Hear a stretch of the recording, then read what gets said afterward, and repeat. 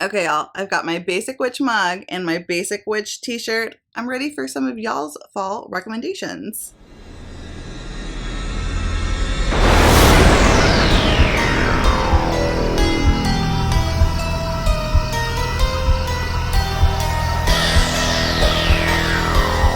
So I'm very excited to have gotten so much feedback back from you guys when I asked, what fall books do you want to recommend me? I recently did a cozy fall reads recommendation where I went from cozy fantasy all the way to cozy horror, recommending books that I thought were perfect for fall. And then I got this idea from my very good friend Isa. I'll have her channel linked down below. She's going to have a video kind of similar to this coming out eventually too, I believe. And it's basically where we ask you, what are your recommendations for fall? Y'all give me some of the best recommendations. I get so many of my ideas from you guys, and I was really, really excited to see what you had for me, and you did not disappoint. So where did I ask you guys for this advice? I asked here on the YouTube channel on my community tab, so if you haven't already subscribed, go ahead and do so. I love to get feedback from you guys. I also asked in the Hideaway Discord, which is the Discord that I share with my good friend Maggie, and I asked on my Instagram stories. So if you don't already follow me on Instagram, go ahead and click the Instagram link down below in the description and give me a follow over there too. All the rest of my social media is linked down below as well, including my Patreon and the Etsy shop where I sell bookmarks. In the theme of today, I can show you some super cozy fall bookmarks that I have over there. One is this Withered Leaves at Your Feet bookmark that I made, and it has hand dyed, well, it's actually on the front and back. It's made from eco-dyed paper, which is like this really long process that I use natural materials from here in the forest that is around my home, and from the garden that I actually have a bunch of gardens because I love to garden. Anyway, this says Withered Leaves at Your Feet, and it also says on the bottom, this ticket is for one person only. And it has mushrooms, super cozy. And I also do have a couple of these bookmarks. They say Harvest, and they have some really cute vintage stamping on the back too, hand inked. So if you want to check out some more cozy bookmarks for cozy fall, then go ahead and check out my Etsy shop, link in the description below. So with all of that out of the way, let's just go ahead and get into these recommendations. I think I have 13 or 14 here from you guys that I'm very excited about. Some of these, I will say, I have read and agree. Some of them, I might not agree. I think just one, maybe. We'll have to wait on that one. And then a lot of these, I'm like, oh my goodness, I need to check this out. Some of them I've never heard of. Some of them were already on my TBR. So I think it's a good mix here. So the first book I have here is Divine Rivals by Rebecca Ross. This is the same author who wrote The River Enchanted, which has been on my TBR for a bit. That is a duology, I believe. And this one is about these rival journalists, I believe. So I'm not really sure if this is like a dark academia vibes kind of thing. Do know it is a fantasy romance book, and it is enemies to lovers, but there's this journalism aspect too. Very intriguing. That definitely does give me fall vibes, because something about journalism makes me think of Rory Gilmore. So immediately I think of fall. If Rory Gilmore was like dropped into a fantasy romance world, I think my life would probably be complete if that was a book. So I need to read this one. I definitely need to read this one. So the synopsis says, when two young rival journalists find love through a magical connection, they must face the depths of hell in a war amongst gods to seal their fate forever. Interesting. Okay. So that looks really good. Thank you. This is a pumpkin chai. Highly recommend. Okay, next I have One Dark Window by Rachel Gillig. I've been hearing about this nonstop. I feel like everyone and their mom wants to recommend this to me because it literally is everything. It is everything that I love. Everything. We have gothic vibes. We have like natural magic, I think. And then we have a fantasy romance. Everything. It's literally everything. Oh, it says Elspeth Spindle needs more than luck. To stay safe in an eerie, mist-locked kingdom of blunder, she needs a monster. She calls him Nightmare, an ancient spirit trapped in her head. He protects her and keeps her secrets. But nothing comes for free, especially magic. Oh my goodness. Okay, so she meets a mysterious highwayman on the forest road, and her life takes a drastic turn.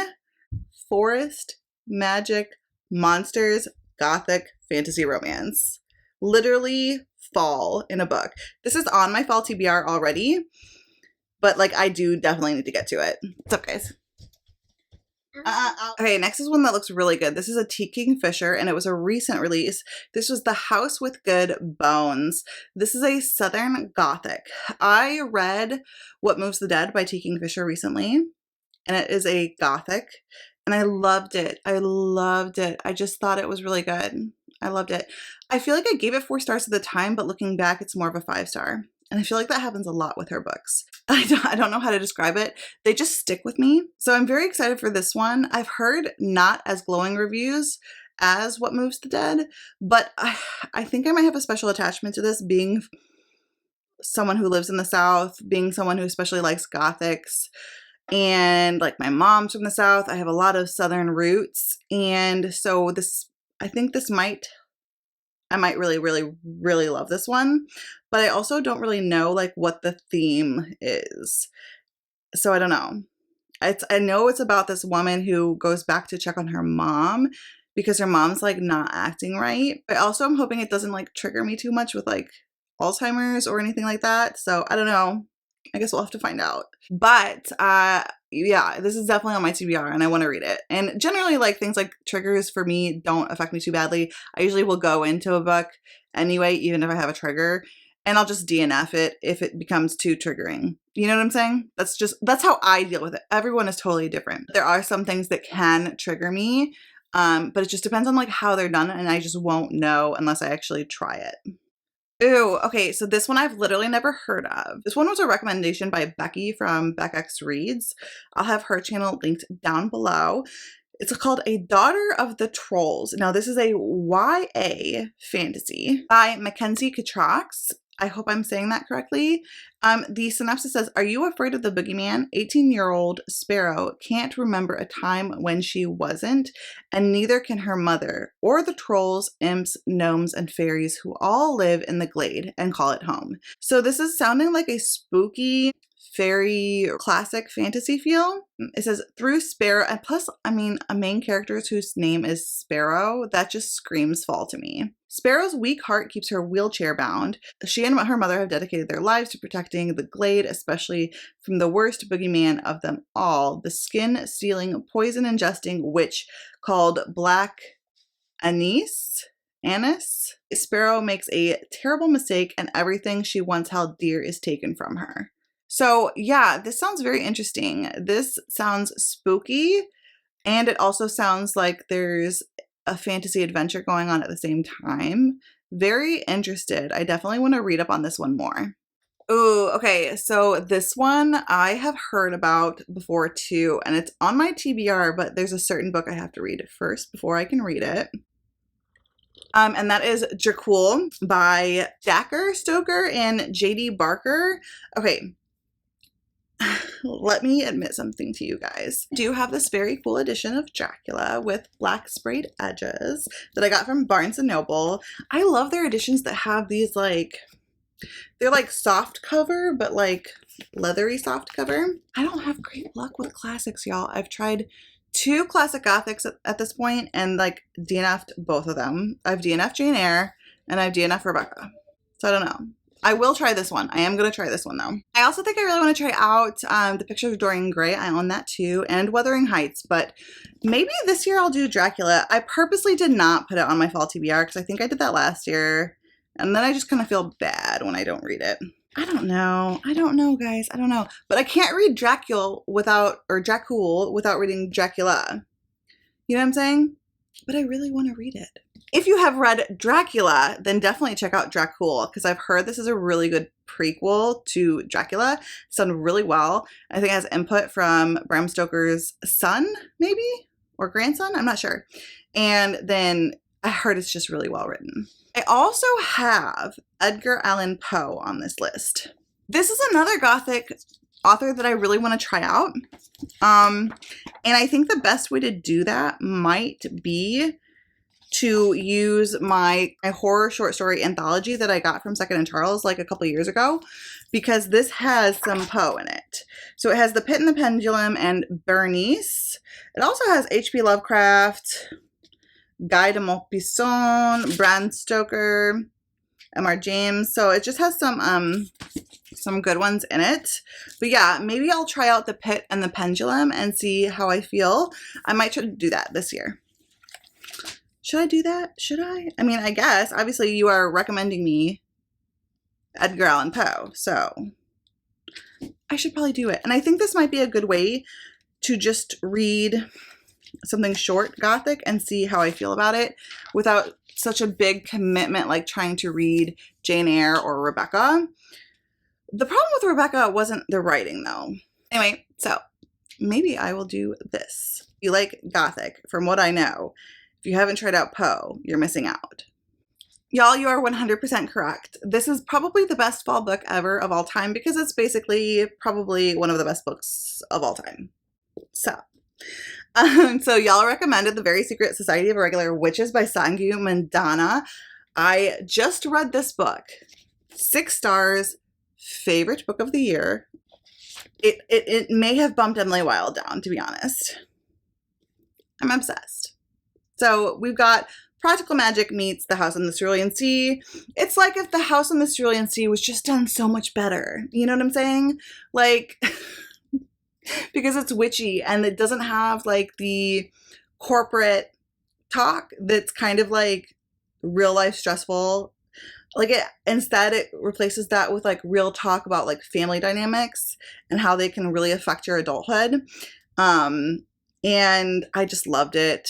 I loved it. This is about this witch, and she pretends to be a witch on the internet, but she's actually a witch, and she goes to these meetings for this society that she calls like the Secret Society of Irregular Witches, but it does not make the leader of that society very happy that she calls it that. But it's basically a get-together with witches in the area because they're actually not supposed to get together, so they can only do it once every once in a while. Like I think it's every 3 months. Otherwise, they're supposed to completely avoid each other. Well, there's this house called Nowhere House, and this adorable couple finds her on the internet, and they decide she's perfect to teach these 3 young witchlings that we have. So they have 3 witches living under one roof, and they don't know anything about magic, so they need help. She goes there. There's a romance between her and the librarian, a curmudgeony, grumpy grumpster of a librarian. And she is the sunshine to his grump.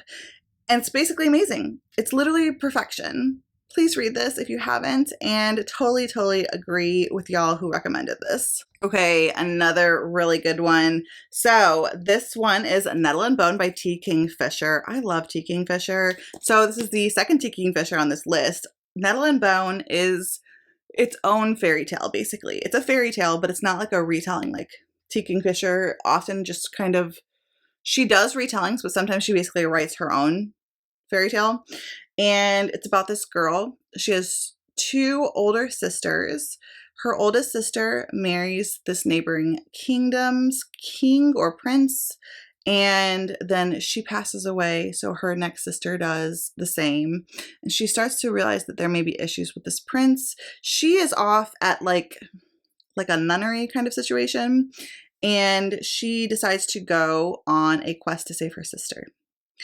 And in the process, she commissions the help of this witch, and the witch gives her tasks that she has to complete. She has to make this robe of nettles that's really painful to put together. She has to make a dog out of bones that becomes like the cutest companion.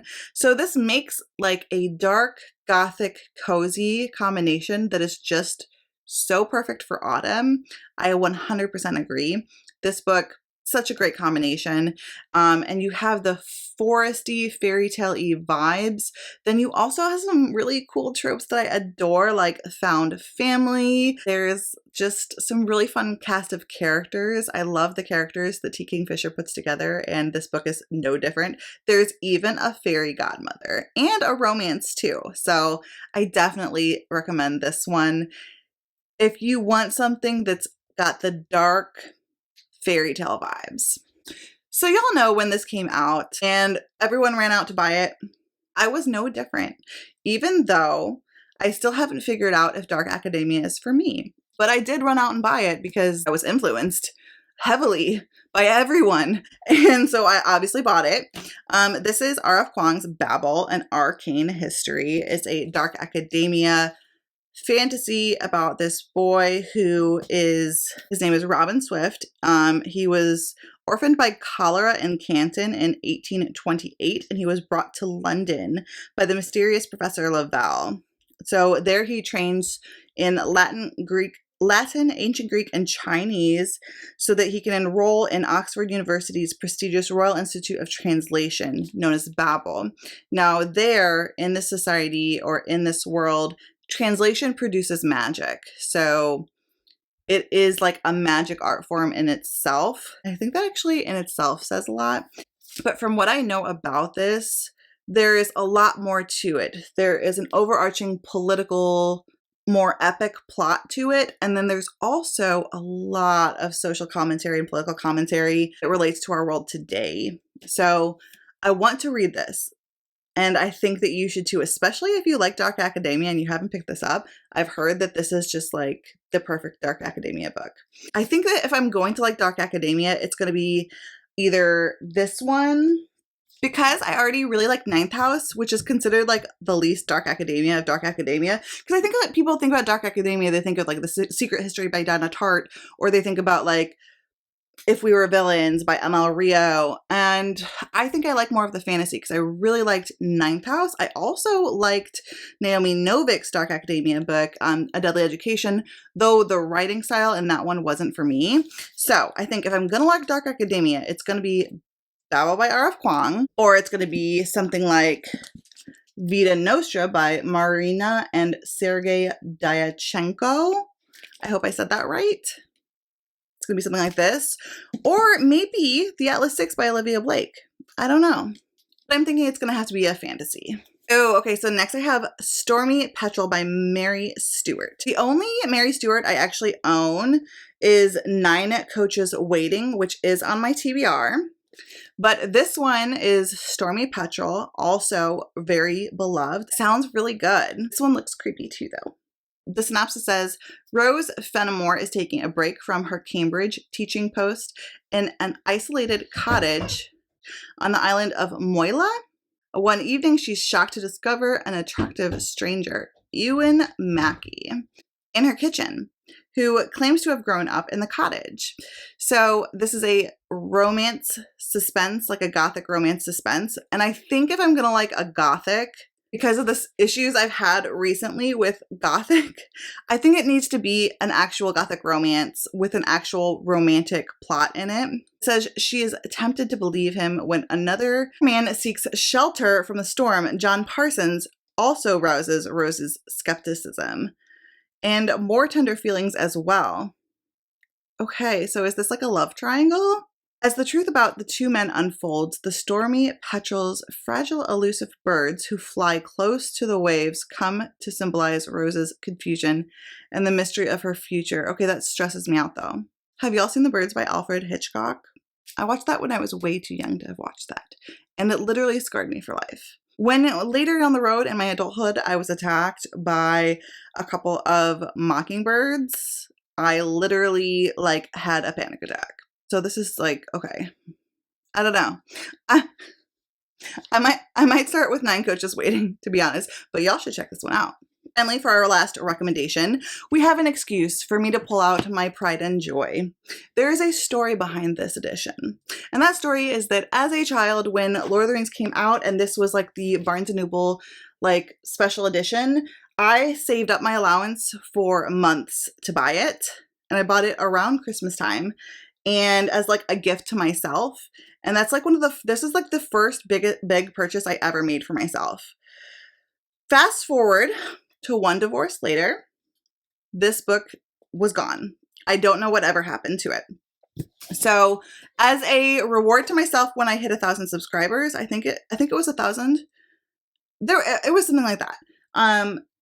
But as a booktube reward to myself for all the hard work that I put into this channel, I went ahead and got myself a copy. If you guys don't already know, this edition is hard to find, and when you find it, it's very expensive.